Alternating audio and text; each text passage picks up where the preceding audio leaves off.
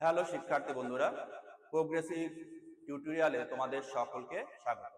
আজকে তোমাদের শেখাবো যে আমরা 1 মিনিটের মধ্যে কি করে আমরা উপমিত কর্মধারয় সমাস শিখি আর উপমান কর্মধারয় সমাস শিখে যাব। দেখো, উপমিত কর্মধারয় সমাস মানে কি? আমরা ধরে দেব উপমিত কর্মধারয় সমাস মানে যা মিথ্যা সবই কি হয়ে যাবে উপমিত কর্মধারয় সমাস। যেমন কি পুরুষ সিংহের ন্যায়। আচ্ছা, পুরুষ কি কখনো সিংহের মতো হতে পারে? কখনোই হতে পারে না। তার মানে এটা চোখ বন্ধ করে কি হবে? উপমিত কর্মধারয় সমাস। আমি বললাম মুখ চন্দ্রের ন্যায়, তাহলে মুখ কখনো চন্দ্রের ন্যায় হতে পারে? হতে পারে না। তার মানে এটা কি হবে না? এটা কি হবে? এটা হচ্ছে উপমিত কর্মধারয় সমাস হবে। আমি বললাম কর কমলের ন্যায়। কর কমলের ন্যায় কখন হতে পারে?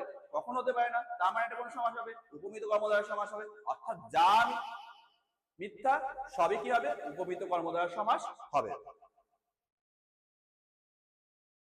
আর যা সত্য, অর্থাৎ যা সত্য সব কি হবে?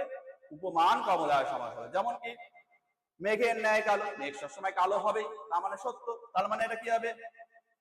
উপমান কর্মধারয় সমাস হবে। দুধের ন্যায় ধবল, দুধ সবসময় ধবল বা সাদা হবেই, তার জন্য এটা কি হবে? উপমান কর্মধারয় সমাস হবে।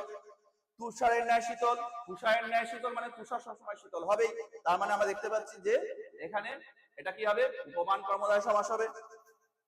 অগ্নির ন্যায় রক্তিম, তার মানে অগ্নি সবসময় কি হবে? রক্তের মতোই হবে দেখতে, লাল, তার মানে এটা কি হবে?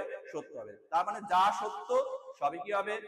উপমান, যা মিথ্যা সবই হবে উপমিত। আমরা 1 মিনিটের মধ্যে কিন্তু আমরা এটা করে ফেললাম এবং শিখে ফেললাম। অর্থাৎ যা সত্য সবই হচ্ছে উপমান, যা মিথ্যা সবই হবে উপমিত কর্মধারয়।